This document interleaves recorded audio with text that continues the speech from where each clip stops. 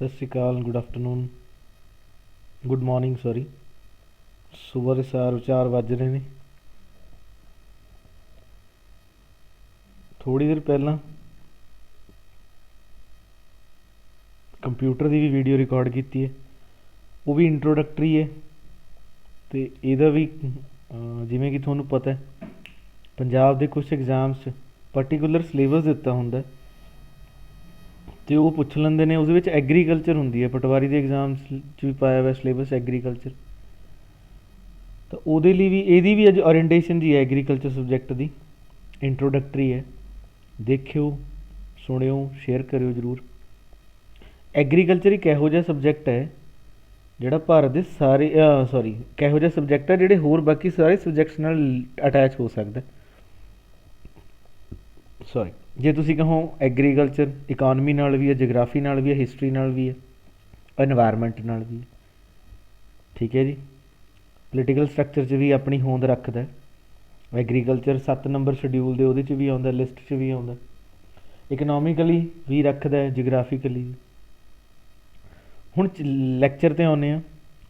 Please ਇੱਕ ਹੋਰ ਗੱਲ, ਜਿਹੜਾ ਤੁਹਾਨੂੰ ਪੁੱਛਿਆ ਜਾਂਦਾ ਹੈ ਕਮੈਂਟ ਸੈਕਸ਼ਨ ਜ਼ਰੂਰ ਆਨਸਰ ਕਰਿਆ ਕਰੋ। ਜੋ ਵੀ ਕੁਐਸਚਨਸ ਪੁੱਛੇ ਜਾਂਦੇ ਨੇ, ਜੇ ਤੁਹਾਡੀ ਕੋਈ ਕੁਐਰੀ ਹੁੰਦੀ ਹੈ ਤਾਂ ਜ਼ਰੂਰ ਦੱਸਿਆ ਕਰੋ। ਸਾਨੂੰ ਵੇਟ ਰਹਿੰਦੀ ਹੈ ਇਹਨਾਂ ਚੀਜ਼ਾਂ ਦੀ। ਅਤੇ ਵੱਧ ਤੋਂ ਵੱਧ ਜਿਹੜੇ ਵੀ ਸਟੂਡੈਂਟ ਲਾਹਾ ਲੈਣਾ ਚਾਹੁੰਦੇ ਨੇ ਇਸ ਇਨੀਸ਼ੀਏਟਿਵ ਦਾ, ਉਹ ਜ਼ਰੂਰ ਸਬਸਕ੍ਰਾਈਬ ਕਰਿਆ ਕਰੋ, ਦੇਖਿਆ ਕਰੋ। ਹੁਣ ਲੈਕਚਰ 'ਤੇ ਆਉਂਦੇ ਹਾਂ। ਐਗਰੀਕਲਚਰ, ਸਭ ਤੋਂ ਪਹਿਲਾਂ ਤਾਂ ਐਗਰੀਕਲਚਰ ਮੀਨਿੰਗ ਖੇਤੀਬਾੜੀ। ਇਹ ਸਾਡੇ ਕੰਟਰੀ ਨਾਲ ਕਿਵੇਂ ਲਿੰਕਅਪ ਹੁੰਦਾ। ਐਗਰੀਕਲਚਰ ਦਾ ਮੀਨਿੰਗ ਤਾਂ ਚਲੋ ਉਹ ਆਪਾਂ ਕਰਦੇ ਹਾਂ ਸ਼ੁਰੂ। ਪਹਿਲੀ ਗੱਲ, ਇਹ ਕੰਟਰੀ ਨਾਲ, ਸਾਡੇ ਇਸ ਕੰਟਰੀ ਭਾਰਤ ਵਰਸ਼ 'ਚ, ਸਾਡੀ ਇੰਡੀਅਨ ਸਟੇਟ 'ਚ ਇਹਨੂੰ ਬਹੁਤ ਜ਼ਿਆਦਾ ਇੰਪੋਰਟੈਂਸ ਦਿੱਤੀ ਜਾਂਦੀ ਹੈ। ਉਹ ਕਿਉਂ ਦਿੱਤੀ ਜਾਂਦੀ ਹੈ?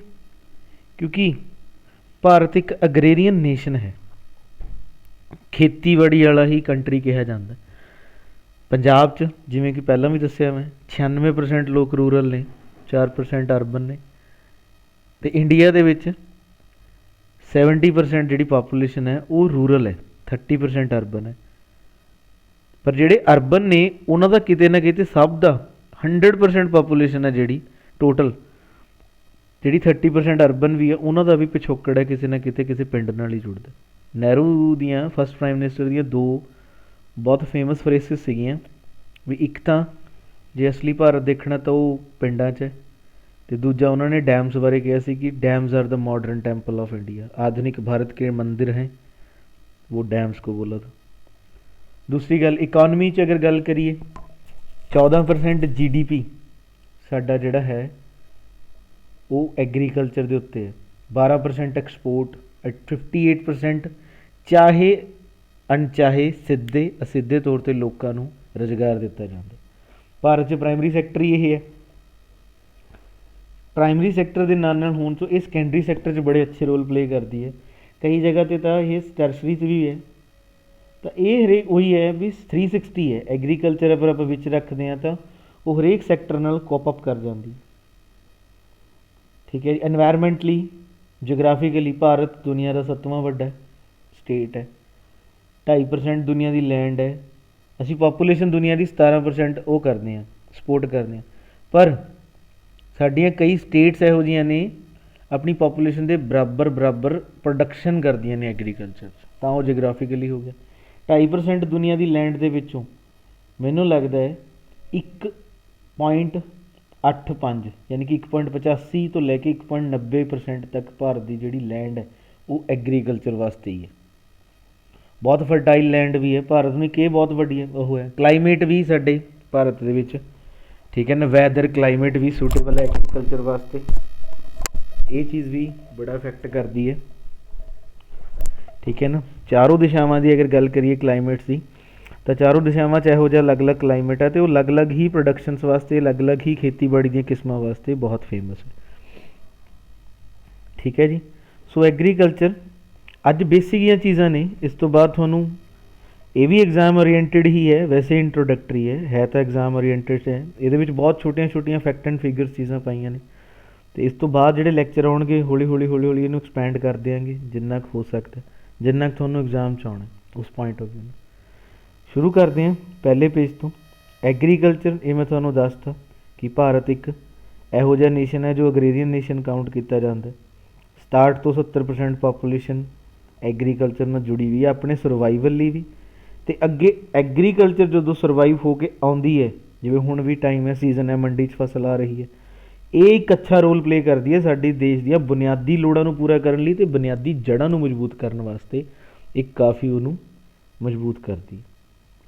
ਫਸਟ ਆਫ ਆਲ ਉਹੀ ਗੱਲ ਆਪਾਂ ਵਰਡ 'ਤੇ ਮੈਂ ਬਹੁਤ ਜ਼ੋਰ ਦਿੰਦਾ ਹੁੰਦਾ, ਠੀਕ ਹੈ ਨਾ, ਵੀ ਇਸ ਚੀਜ਼ ਨੂੰ ਉਹ ਕਰੋ, ਵਰਡ ਹੀ ਸਭ ਤੋਂ ਪਹਿਲਾਂ ਪਤਾ ਹੋਣਾ ਚਾਹੀਦਾ। ਫਸਟ ਆਫ ਆਲ ਐਗਰੀਕਲਚਰ ਜਿਹੜਾ ਇੱਕ ਲੈਟਿਨ ਭਾਸ਼ਾ ਦਾ ਵਰਡ ਹੈ, agri mean soil and culture mean soil cultivation, ਵੀ ਉਸ ਨੂੰ agriculture defined cultivation of the soil in order to grow crops and rear life stock. Agriculture ਇਕੱਲਾ ਸਿਰਫ ਖੇਤਾਂ ਉਹ ਨਹੀਂ ਹੈ ਫਸਲ ਉਗਾਉਣਾ, ਨਾਲ ਲਾਈਫ ਸਟੌਕ ਆਪਣੇ ਜੀਵ ਜੰਤੂ ਵੀ ਪਾਲਣੇ, ਜਿਨ੍ਹਾਂ ਨੂੰ ਆਮ ਭਾਸ਼ਾ 'ਚ ਮਿਕਸਡ ਫਾਰਮਿੰਗ ਕਿਹਾ ਜਾਂਦਾ। ਐਗਰੀਕਲਚਰ ਇਜ਼ ਡਿਫਾਈਨਡ ਵੀ ਕਲਟੀਵੇਸ਼ਨ ਆਫ ਸੋਇਲ, ਮਿੱਟੀ ਨੂੰ ਪਲੋ ਕਰਨਾ, ਬੀਜ ਲਾਉਣਾ, ਪਾਣੀ ਲਾਉਣਾ, ਰੱਖਿਆ ਕਰਨਾ ਅਤੇ ਫਿਰ ਉਹਨੂੰ ਹਾਰਵੈਸਟ ਕਰਨਾ ਅਤੇ ਫਿਰ ਉਹਨੂੰ ਉਸ ਤੋਂ ਆਪਣੇ ਇਨਕਮ ਬਣਾਉਣਾ, ਵੀ ਉਹਦੇ ਵਿੱਚ ਫਸਲਾਂ ਉਗਾਉਣਾ। ਅਤੇ rearing of life stock, rearing ਦਾ ਲਾਈਫ ਸਟੌਕ ਮੀਨਿੰਗ ਮਤਲਬ ਜੀਵ ਜੰਤੂ ਨਾਲ ਰੱਖਣਾ, ਜਿਵੇਂ ਆਪਾਂ ਦੇਖਦੇ ਹਾਂ ਆਪਣੇ ਹਰਿਆਣਾ, ਪੰਜਾਬ, ਯੂਪੀ, ਠੀਕ ਹੈ ਨਾ, ਮੈਂ ਵੀ ਹਰਿਆਣੇ ਤੋਂ ਹਾਂ, ਤਾਂ ਉੱਥੇ ਵੀ ਦੇਖਦੇ ਹਾਂ ਜਾਂ ਪੰਜਾਬ 'ਚ ਦੇਖਦੇ ਹਾਂ ਵੀ ਜੀਵ ਜੰਤੂ ਰੱਖੇ ਹੁੰਦੇ ਨੇ, ਠੀਕ ਹੈ ਜੀ।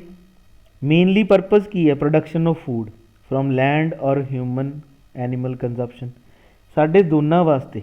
Animal, human is also animal, ਠੀਕ ਹੈ ਨਾ, ਅਸੀਂ ਹੋਮੋਸੇਪੀਅਨ ਹਾਂ, ਬਸ ਸਾਡੇ ਕੋਲ ਵਿਵੇਕ ਦੀ ਪਾਵਰ ਹੁੰਦੀ ਹੈ ਸੋਚਣ ਦੀ, ਤਾਂ ਅਸੀਂ ਇੱਕ ਅੱਛੇ ਐਨੀਮਲ ਹਾਂ। ਤਾਂ production of food from land, ਧਰਤੀ ਤੋਂ ਹੀ ਉਪਜਿਆ ਜਾਂਦਾ, ਧਰਤੀ ਤੋਂ ਹੀ ਲਿਆ ਜਾਂਦਾ, ਉਹ ਸਾਡੇ ਵਾਸਤੇ ਅਤੇ ਐਨੀਮਲਸ ਵਾਸਤੇ। ਇੰਡੀਆ ਇਜ਼ ਪ੍ਰਾਈਮਰੀਲੀ ਇੱਕ ਇਹੋ ਜਿਹੀ ਨੇਸ਼ਨ ਹੈ ਜਿਹੜੀ 2/3, ਮੈਂ ਪਹਿਲਾਂ ਦੱਸਤਾ ਵੀ ਸਾਰੀ ਐਗਰੀਕਲਚਰ 'ਤੇ ਹੀ ਡਿਪੈਂਡ ਹੈ। ਉਹ GDP ਵੀ ਦੱਸਤੀ ਵੀ 14% GDP ਹੈ ਜਿਹੜੀ ਉਹ ਐਗਰੀਕਲਚਰ 'ਤੇ ਹੈ। ਐਕਸਪੋਰਟਸ ਦੱਸਤੇ 58% ਤੁਹਾਨੂੰ ਮੈਂ ਇੰਪਲੋਇਮੈਂਟ ਦੱਸਤੀ। ਨਾਓ ਅੱਗੇ ਇਹਨਾਂ ਨੇ ਲਿਖਿਆ ਬ੍ਰਾਂਚਿਸ ਆਫ ਐਗਰੀਕਲਚਰ, ਇਹ ਸਿਰਫ ਪੁਆਇੰਟਸ ਨੇ, ਇਹ ਮੈਂ ਪੰਜਾਬੀ 'ਚ ਤਾਂ ਲਿਖੇ ਨੇ ਸਟੂਡੈਂਟਸ ਨੂੰ ਮੀਨਿੰਗ ਪਤਾ ਲੱਗ ਜਾਣ, ਹੋਰ ਇਹਦਾ ਕੋਈ ਮਤਲਬ। ਐਗਰੀਕਲਚਰ ਦਾ ਦੱਸਤਾ। ਹਾਰਟੀਕਲਚਰ ਇਹ ਅੱਗੇ ਸਬਸਟੀਚਿਊਟ ਬ੍ਰਾਂਚਿਸ, ਪੰਜਾਬ ਬ੍ਰਾਂਚ ਹੈ, ਦੇਖਿਆ ਹੋਣਾ ਤੁਸੀਂ। ਹਾਰਟੀਕਲਚਰ ਬਾਗਬਾਨੀ ਬ੍ਰਾਂਚ ਕਹਿੰਦੇ ਆ, ਹਰਿਆਣਾ 'ਚ ਵੀ ਸਾਡੇ ਹੈਗੇ, ਉੱਥੇ ਵੀ ਹਾਰਟੀਕਲਚਰ, ਉੱਥੇ ਹੀ ਉਹਨਾਂ ਨੇ ਹਿੰਦੀ 'ਚ ਲਿਖਿਆ ਹੁੰਦਾ।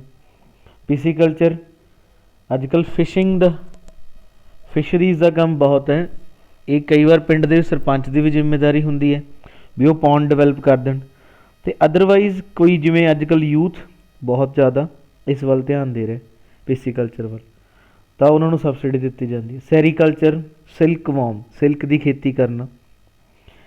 ਸੈਰੀਕਲਚਰ ਜਿਹੜਾ ਸਿਲਕ ਵੋਮ ਹੁੰਦਾ ਉਹ ਮਲਬਰੀ ਟਰੀਜ਼ ਦੇ ਉੱਤੇ ਰਹਿੰਦਾ ਹੁੰਦਾ, ਠੀਕ ਹੈ, ਮਲਬਰੀ ਨੂੰ ਸ਼ਹਿਤੂਤ ਕਹਿੰਦੇ ਹਾਂ ਸ਼ਾਇਦ ਅਸੀਂ, ਤਾਂ ਸ਼ਹਿਤੂਤ ਦੇ ਪੱਤਿਆਂ 'ਤੇ ਰਹਿੰਦਾ। ਵਿਟੀਕਲਚਰ ਅੰਗੂਰਾਂ ਦੀ ਖੇਤੀ, ਠੀਕ ਹੈ ਜੀ, ਫਿਰ ਅੰਗੂਰਾਂ ਤੋਂ ਤਾਂ ਸਭ ਨੂੰ ਪਤਾ ਵੀ ਕੀ ਚੀਜ਼ ਬਣਦੀ ਹੈ, ਠੀਕ ਹੈ ਨਾ। ਐਪੀਕਲਚਰ ਬੀਹਾਈਵ, ਸ਼ਾਇਦ ਹਨੀ ਬੀ। ਐਵੀਕਲਚਰ ਇਹ ਐਰਬੋਰੀਅਲ ਉਹਨਾਂ ਵਾਸਤੇ ਆਉਂਦਾ ਹੁੰਦਾ ਹੈ ਵਰਡ, ਜਿਹੜੇ ਹਵਾ 'ਚ ਰਹਿੰਦੇ ਨੇ, ਪੰਛੀਆਂ ਵਾਸਤੇ। ਐਕਵਾਕਲਚਰ ਪਾਣੀ 'ਚ ਉੱਗਣ ਵਾਲੇ ਪੌਦੇ। ਸੈਰੀਕਲਚਰ ਦੱਸਤਾ। ਫਲੋਰੀਕਲਚਰ ਫੁੱਲਾਂ ਦੀ ਕਾਸ਼ਤ ਕਰਨਾ। ਵਰਮੀਕਲਚਰ ਗੰਡੋਏ ਪਾਲਣਾ, ਮਤਲਬ ਉਹ ਕੰਪੋਸਟ ਵੀ ਬਣਾ ਦਿੰਦੇ ਨੇ, ਜੇ ਆਪਾਂ ਜ਼ਮੀਨ 'ਚ ਛੱਡ ਦਿੰਦੇ ਹਾਂ ਤਾਂ ਮਿੱਟੀ ਨੂੰ ਲੂਜ਼ ਕਰ ਦਿੰਦੇ ਨੇ, ਇਹਨਾਂ ਨੂੰ ਕਿਸਾਨ ਦੇ ਮਿੱਤਰ ਵੀ ਕਿਹਾ ਜਾਂਦਾ। ਅਬਾਰੀਕਲਚਰ ਦਰਖਤ ਅਤੇ ਝਾੜੀਆਂ ਲਗਾਉਣਾ। ਮੈਰੀਕਲਚਰ ਪਾਣੀ ਦੇ ਵਿੱਚ ਰਹਿਣ ਨਾਲ ਮੱਛਲੀਆਂ ਦੇ ਨਾਲ ਨਾਲ ਅਲੱਗ-ਅਲੱਗ, ਜਿਵੇਂ ਆਪਾਂ ਈਸਟਰਨ ਲੋਕਾਂ ਨੂੰ ਦੇਖਦੇ ਹਾਂ, ਮਜੋਲੀ ਆਈਲੈਂਡ ਹੈ ਨਾ, ਕੱਲਾ ਕੱਲਾ ਦੁਨੀਆ 'ਚ ਇੱਕ ਆਈਲੈਂਡ ਹੈ ਜਿਹੜਾ ਇੱਕ ਬ੍ਰਹਮਪੁੱਤਰ ਰੀਵਰ 'ਚ ਹੈ, ਨਹੀਂ ਦੁਨੀਆ 'ਚ ਸਾਰੇ ਜਿਹੜੇ ਆਈਲੈਂਡਸ ਹੁੰਦੇ ਨੇ ਉਹ ਜ਼ਿਆਦਾਤਰ ਸਮੁੰਦਰਾਂ 'ਚ ਹੁੰਦੇ ਨੇ। ਮਜੋਲੀ ਦੁਨੀਆ ਦਾ ਸਭ ਤੋਂ ਕੱਲਾ ਆਈਲੈਂਡ ਹੈ ਜਿਹੜਾ ਰੀਵਰ 'ਚ ਹੈ। ਇਹ ਬੋਨਸ ਪੁਆਇੰਟ ਦੱਸਤਾ। ਉੱਥੇ ਨੇੜੇ ਤੇੜੇ ਲੋਕ ਮੱਛੀਆਂ ਫੜਦੇ ਨੇ, ਉਹ ਅਲੱਗ-ਅਲੱਗ ਟੈਕਨੀਕਸ ਨਾਲ ਫੜਦੇ ਨੇ, ਉਹਨਾਂ ਨੂੰ ਕਿਹਾ, ਠੀਕ ਹੈ ਜੀ। ਲੌਬਸਟਰ, ਕਰੈਬਸ, ਕੇਕੜੇ ਵਗੈਰਾ ਲੋਕ ਖਾਂਦੇ ਆ, ਉਹ ਪਾਲਣੇ। ਇਹ ਸਾਰੀਆਂ ਚੀਜ਼ਾਂ ਅਲੱਗ-ਅਲੱਗ। ਅੱਗੇ ਟਾਈਪਸ ਆਫ ਐਗਰੀਕਲਚਰ, ਐਕਚੁਅਲ 'ਚ ਇੱਥੋਂ ਸ਼ੁਰੂ ਹੁੰਦਾ ਤੁਹਾਡਾ ਜਿਹੜਾ ਮਤਲਬ ਆਪਾਂ ਕਹਿੰਦੇ ਹਾਂ ਵੀ ਅੱਜ ਦਾ chapter. Shifting, subsistence, extensive, commercial, intensive, plantation, mixed and monoculture. ਇਸ ਤੋਂ ਬਾਹਰ ਕੁਐਸਚਨ ਨਹੀਂ ਆਉਂਦਾ, ਇਸ ਤੋਂ ਬਾਹਰ ਕੁਛ ਪੁੱਛਿਆ ਨਹੀਂ ਜਾਊਗਾ। ਇਹ ਸਾਰੀਆਂ ਟਾਈਪਸ ਆਫ ਐਗਰੀਕਲਚਰ ਨੇ।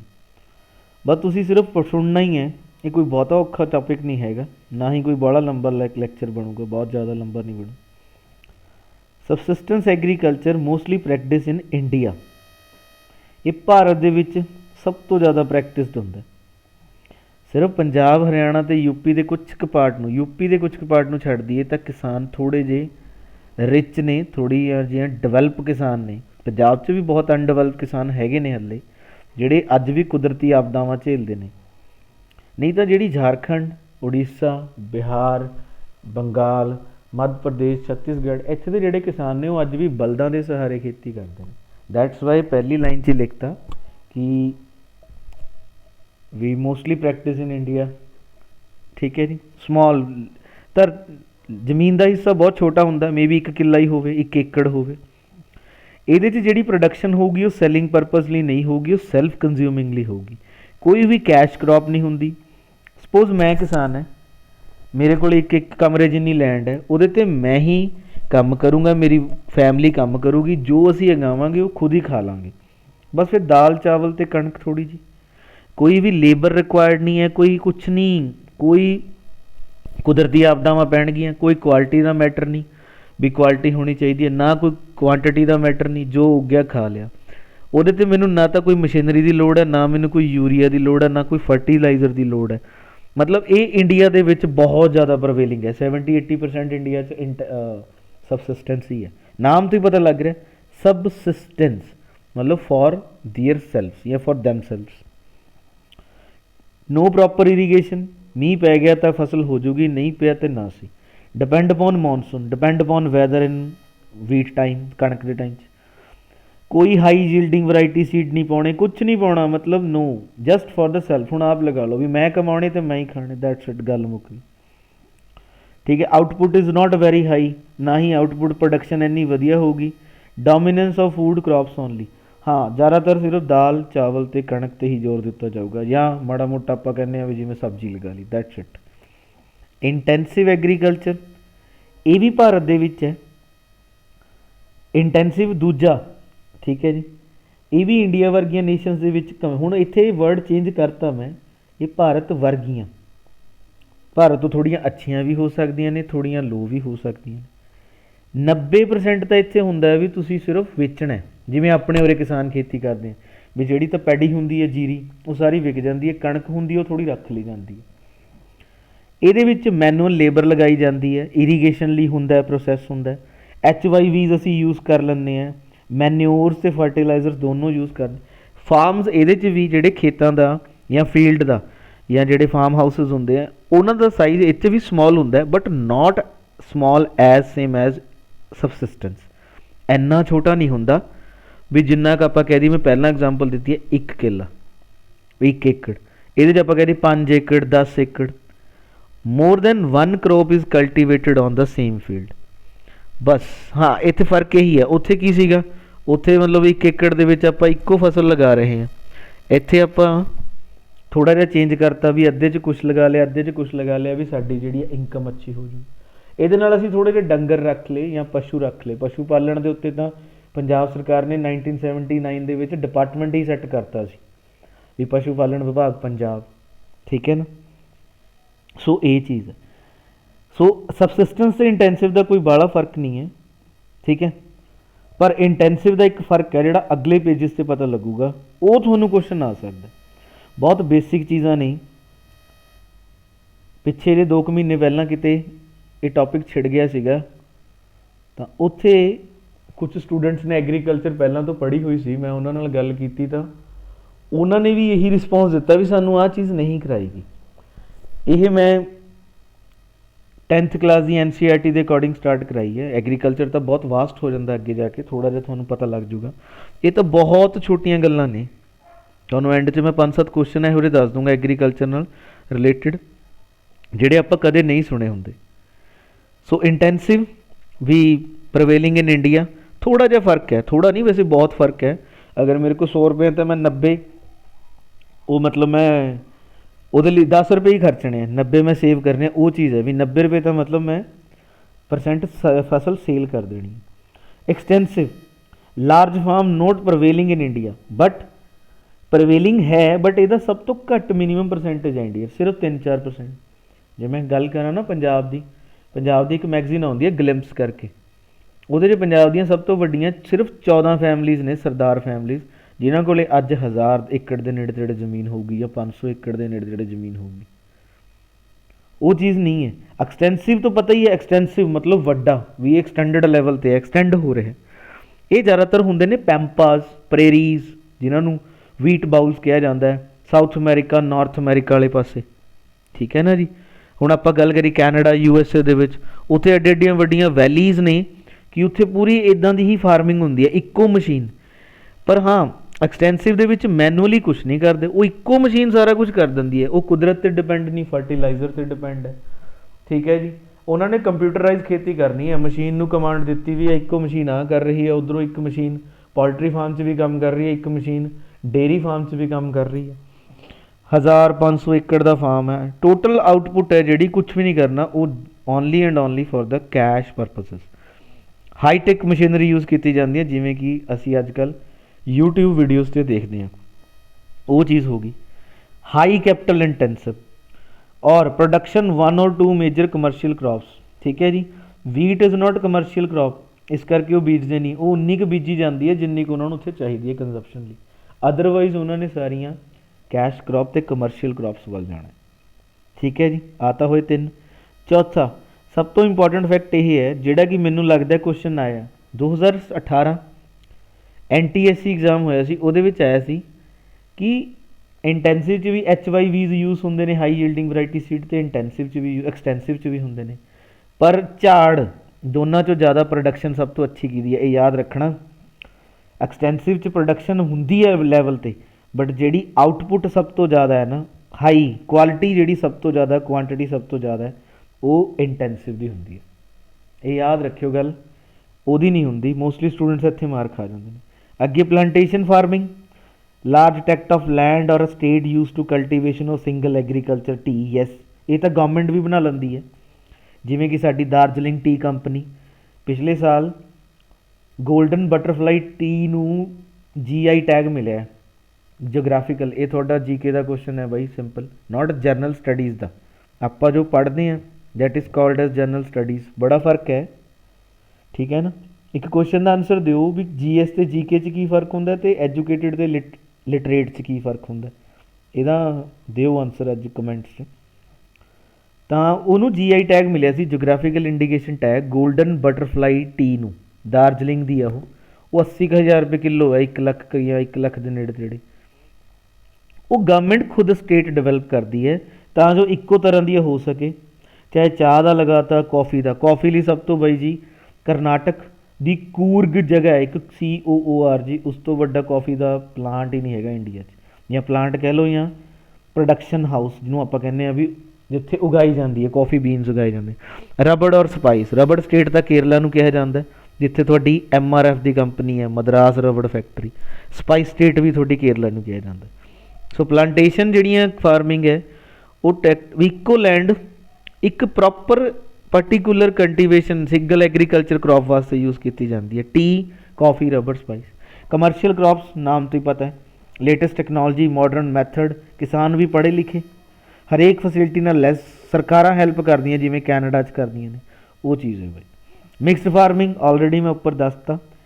1950 ਤੋਂ ਬਾਅਦ ਸਾਡੇ ਮੁਲਕ ਦੇ ਵਿੱਚ ਅਸੀਂ, ਹੁਣ ਇੱਥੇ ਕੁਐਸਚਨ ਤੁਹਾਡੇ ਲਈ ਹੈ ਬਾਈ, ਸਾਡੇ ਕੋਲੇ ਆਪਣੇ ਖਾਣ ਜੋਗੇ ਦਾਣੇ ਨਹੀਂ ਸਨ, ਤਾਂ ਅਸੀਂ PL 480 ਇੱਕ ਕਣਕ ਸਮਝੌਤਾ ਸਾਈਨ ਕੀਤਾ ਸੀਗਾ USA ਨਾਲ। USA ਨੇ ਕਿਹਾ ਸੀ 1960 ਤੋਂ ਬਾਅਦ ਦੀ ਗੱਲ ਹੈ ਇਹ, ਵੀ ਤੁਸੀਂ ਪਾਕਿਸਤਾਨ ਨਾਲ ਕੁਛ ਨਹੀਂ ਲੈਣਾ ਪੰਗਾ, ਅਤੇ ਇੱਕ ਤੁਸੀਂ ਨਿਊਕਲੀਅਰ ਕੰਟਰੀ ਨਹੀਂ ਬਣਨਾ, ਤਾਂ ਇਹ ਕਣਕ ਸਮਝੌਤਾ ਤੁਹਾਡੇ ਨਾਲ ਚੱਲਦਾ ਰਹੂਗਾ। PL 480 ਛੋਟੀ ਜਿਹੀ ਗੱਲ ਹੈ, KBC 'ਚ ਆਇਆ ਸੀ, ਕੌਣ ਬਣੇਗਾ ਕਰੋੜਪਤੀ 'ਚ, 25 ਲੱਖ ਦਾ ਕੁਐਸਚਨ ਸੀ। ਅਤੇ ਇਹ ਮੈਂ ਆਨਸਰ ਤੁਹਾਨੂੰ ਦੱਸਦਾ ਨਹੀਂ, ਮੈਂ ਤੁਹਾਨੂੰ ਪੁੱਛਣਾ ਸੀ ਵੀ PL 480 ਕੀ ਹੈ। ਇਹ ਕਣਕ ਸਮਝੌਤਾ ਸੀ, ਅਸੀਂ ਅਮਰੀਕਾ ਤੋਂ ਕਣਕ, ਹੁਣ ਦੇਖੋ ਪਹਿਲੀਆਂ ਗੱਲਾਂ ਲੈਕਚਰ ਦੇ ਸਟਾਰਟਿੰਗ 'ਚ ਕਿਹਾ ਸੀ ਇਕੋਨਮੀ ਨਾਲ ਉਹ ਕਰਦਾ, ਤਾਂ ਉਦੋਂ ਸਾਡੀ ਇਕੋਨਮੀ ਵੀ ਇੰਨੀ ਨਹੀਂ ਸੀ, ਸਾਡੇ ਕੋਲ ਪ੍ਰੋਡਕਸ਼ਨ ਨਹੀਂ ਇੰਨੀ ਸੀ, ਕਿਉਂਕਿ ਸਾਡੇ ਕੋਲ ਵਧੀਆ ਵੈਲ ਡਿਫਾਈਨ ਮਸ਼ੀਨਰੀ ਜਾਂ ਇਕਵਿਪਮੈਂਟ ਨਹੀਂ ਸਨ, ਪੜ੍ਹੇ ਲਿਖੇ ਵੀ ਨਹੀਂ ਸਨ, ਠੀਕ ਹੈ ਨਾ। ਤਾਂ ਉਦੋਂ ਸਾਡੇ ਕੋਲ ਦਾਣੇ ਪੂਰੇ ਨਹੀਂ ਸੀ ਹੁੰਦੇ, ਅਤੇ ਅਸੀਂ ਬਾਹਰੋਂ ਕਣਕ ਇੰਪੋਰਟ ਕਰਦੇ ਹੁੰਦੇ ਸੀ। ਉਹ ਤਾਂ ਫਿਰ ਇੱਕ ਬੰਦਾ ਆਇਆ ठीक है जी। नॉर्मन बोरलॉग जिन्हें HYVs कहा, स्वामीनाथन ने ਉਹਦੇ ਨਾਲ बैठ के यारी दोस्ती निभाई, ठीक है ना, ਉਹਨੂੰ इंडिया सद्दिया तो HYVs इंडिया के 3 स्टेट यूज़ किए गए, हरियाणा, पंजाब तो यूपी, तो बाद चो HYVs ने जोड़ा गाह पाया, उन्होंने असी कहने हैं ग्रीन रेवोल्यूशन, हरी क्रांति। ये नुकसान भी बहुत ने तो फायदे भी बहुत ने, ठीक है जी। ज़्यादा लंबी ना गल करते हुए, मिक्सड फार्मिंग क्रॉप्स तो एनीमल मैं पहले ही दसता इकट्ठे रखे जाते हैं। एनीमल च बलद, गावां, मज्जां, भेड़, बकरियां सब ही आते हैं, ठीक है ना। Rotation of crop mix farming चलती रहती है। Steady regular income for farmers, जानवर रखे तो जाते हैं, पशु तो ही रखे जाते हैं भी कच्ची इनकम होंदी रहे। कमर्शियल पता लग गया जी, मार्केट दे विच सीधी गई क्रॉप्स कॉल्ड कैश क्रॉप, ਜਿਹੜੀਆਂ हरे हिमाचल ਤੇ J&K ਚ सेब ਜਾਂ कोई भी फ्रूट्स ने वो सारियां कैश क्रॉप ने ਜਿਹੜੀਆਂ डायरैक्ट विक ਜਾਂਦੀਆਂ ਨੇ। कॉटन ਆਪਾਂ ਰੱਖ के की करना, कॉटन ਤਾਂ ਉਹੀ है ना, ਆਪਾਂ ਹੁਣ ਚੱਕ ਕੇ ਤਾਂ यूज़ ਕਰਨ ਨੂੰ ਰਹੇ। अमरूद ਤਾਂ ਤੋੜ ਕੇ ਖਾ ਲਾਂਗੇ, कणक भी रख के पी लांगे तो ਉਹਨੂੰ आटा बना के कुछ ना कुछ कर लांगे, अगे नवी चीज़ ईजाद कर लांगे। शुगर केन या तंबाकू रख के घरे की करांगे आप, फाइबरस, ऑयल सीड, इन्हों कमर्शियल फार्मिंग। सब तो इंपॉर्टेंट शिफ्टिंग एग्रीकल्चर।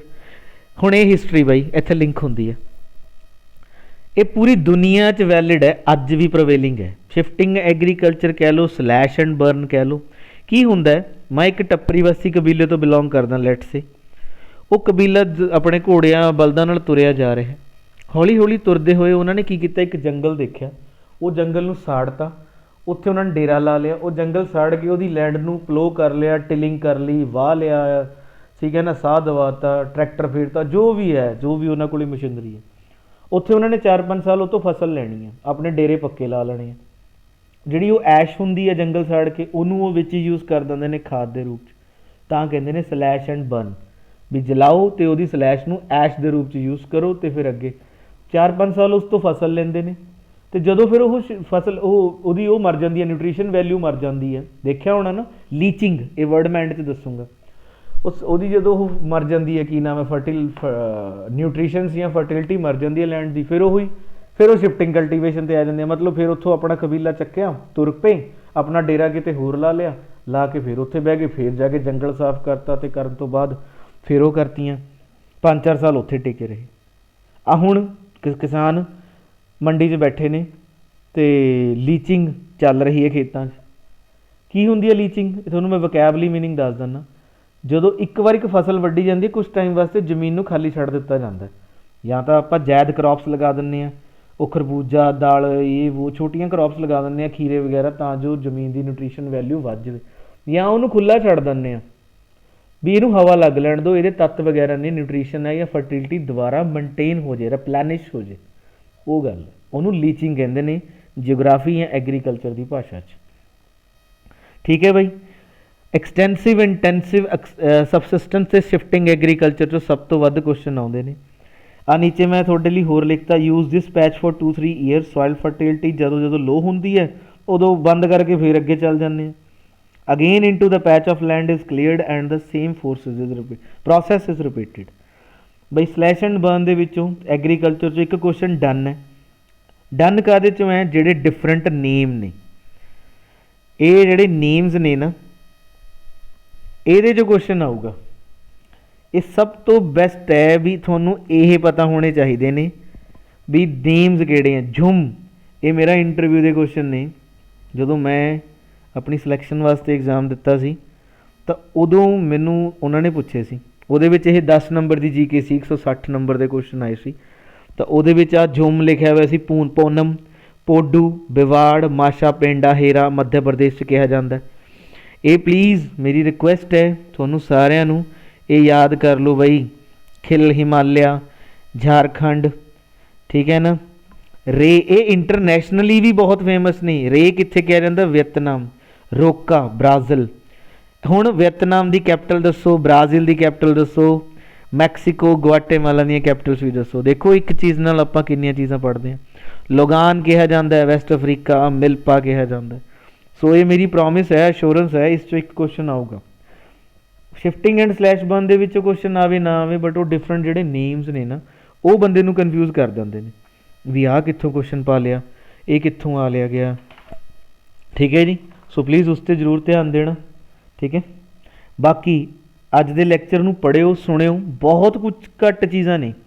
प्लांटेशन भी दसता तुहानूं, शिफ्टिंग भी दसता, सबसिस्टेंस भी दसता, एक्सटेंसिव भी दसता, कमर्शियल भी दसता, मिक्सड फार्मिंग दसता भी जिथे तुहाडे नाल जंतु जीव जंतु असीं रखते हैं। मोनोकल्चर फिर वही गल आ गई भी असीं वो काम कर रहे हैं प्लांटेशन फार्मिंग वाला, इक्को फसल बीजी जा रही है। जिवें कॉफ़ी की खेती करते हैं तो मैं कॉफ़ी दी करूँगा, ठीक है। दूजी गल, खेती नाल धंधे बहुत जुड़े हुए ने, कई इंडस्ट्रीज डिवेलप हो गई, रबड़ दियाँ हो गई, कॉटन दियाँ हो गई, ठीक है। सॉरी, तो एक थोनों मैं वो दसता भी आह PL 480, ये क्वेश्चन का मैनू कमेंट चाहिए, ठीक है जी। एक बीसा इंस्टीट्यूट बन रहा है, वो पंजाब च बन रहा है, तो वो कित्थे है वो भी प्लीज़ दस्यो कॉमेंट सैक्शन च। बीसा, ठीक है ना। ग्रीन रेवोल्यूशन बारे मैं दसता, ग्रीन रेवोल्यूशन का आइडिया किने दिता? नॉर्मन बोरलॉग ने नहीं दिता सी। नॉर्मन बोरलॉग सिर्फ फादर ऑफ HYVs मन्निया जाता है, हाई यील्डिंग वैरायटी सीड्स। मैनू कमेंट सैक्शन च आंसर जरूर करियो सारे जने प्लीज़, इट्स अ रिक्वेस्ट कि ग्रीन रेवोल्यूशन का आइडिया किने दिता या वो वर्ड किने क्वाइन किया, तुसीं दिओगे, नहीं तो फिर ये PRS चैनल वालों वालों तुहानूं दस दिता जाऊगा कमेंट्स, ठीक है। PL 480 किहड़े मुल्क नाल होया? जिन्हां ने तो सुनिया होगा लैक्चर ध्यान नाल तां जरूर दसणगे। क्यों होया वो भी मैं तुहानूं एक्सप्लेन किया, बट दस्सिओ जरूर, ठीक है ना। उस तो बाद ग्रीन रेवोल्यूशन तो ये नाल दियां बहुत सारिया इहो जिहियां रेवोल्यूशनस ने, वो तुहानूं अगले लैक्चर च मिलणगीਆਂ। तो हुण आ तुसीं दस्सिओ, एक तो तुहानूं नाम पूछे, बीसा पूछे तो PL 480 पूछे, ठीक है। GI टैग तुहानूं एक दसता जिहड़ा कि एक टी नूं ही मिलिਆ, वो भी पता लग जूगा। ठीक है जी। पंजाब दे विच PCS क्वेश्चन आया सी कि GI टैग पंजाब की किहड़ी चीज़ नूं मिलिਆ होया, तो GI टैग अजकल पूछे जा रहे हैं, तो तुसीं जिन्ने भी दस सकते हो कमेंट सैक्शन दस्सिओ। बहुत सौखा तो सिंपल जिहा लैक्चर है, ठीक है। सुनिओ तो दस्सिओ कमेंट्स। Thank you.